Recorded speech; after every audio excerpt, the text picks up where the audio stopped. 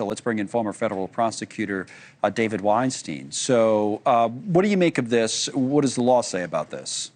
Well, it tells me a couple of things, Connell. Number one, there were some early discussions as to whether or not this person acted alone in the bombings. If they're going to summarily deport his wife and his children, then they're not going to prosecute them. So to me, that means they still believe he was a lone person acting alone, carrying out his criminal activity. As for their deportation, we need to know more facts about why they are still here. Did they also overstay tourist visas? Have they applied to adjust their status here? What is the status of the children? Were any of them born here? Were they all born abroad and then came here? Did they come in together? When were they supposed to leave? What's the nature of their overstay, if there is one? Like everyone, they're entitled to due process. So this federal judge has said, hold on, you may be entitled to deport them, but not summarily. Let's have a little due process here. Let's hit the pause button and let's give them a hearing so they can be advised why they're being sent out of the country. Okay, so to back up, and for people who aren't following originally, this guy comes in, right? What we know is about him, we've been told Correct. at least, that he comes in on a tourist visa, I believe through California, eventually moves to Colorado Springs, but overstays the visa.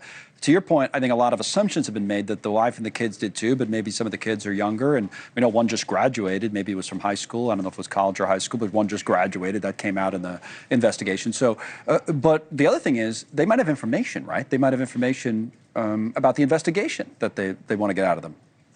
That's true as well. Now, hopefully they've already been talked to, they have been interviewed, they have given statements, and the law enforcement people who are investigating this can assess whether or not that's going to help the prosecution move forward if they deem it necessary to keep them here. And if they do, then they are going to be interested in giving them special status if, in fact, they're set to be summarily deported. But let's say, for argument's sake, that they overstayed visas too, or at least some of them did, and they were here illegally. Obviously, they knew this guy and they're not involved, okay?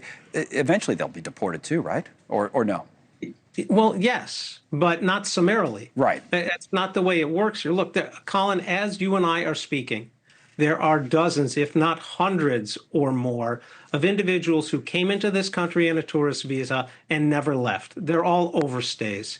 Until immigration authorities encounter these people, check out their paperwork, see, in fact, if they haven't adjusted their status, they're entitled to be deported because they're overstays, but they still get a hearing.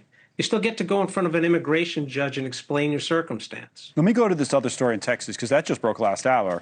I want to get your thoughts on that as well. So Department of Justice suing Texas, allowing these dreamers, as we call them, to get in-state tuition at public colleges and the like. What should we know about this story? Well, Connell, what we know about this is that the federal government has now filed a complaint in district court in Texas. And what they're saying is you're treating immigrant residents and non-immigrant residents differently than you're treating out-of-state students. Out-of-state students have to pay more money if they're going to attend an in-state university. And so what the federal government is saying is you can't go forward with this. We've already issued executive orders. We're stating the Supremacy Clause allows us to intervene in the situation. And so you have to discontinue giving them the in-state resident discount because they are not here lawfully. But again, that doesn't mean every single student who is here as an immigrant is not lawfully here. There may be some who are lawfully here. Well, they would still be entitled to get resident discount. And the bigger question for me is, are you looking to just disenfranchise everybody who's not a resident from getting the discount, or only people who are here unlawfully, who are, as the government says, illegal immigrants? Right. Or are you looking to just stop the discount? Thank you for watching. Subscribe below and download our NewsNation app right now on your phone, and you will get fact-based, unbiased news for all Americans.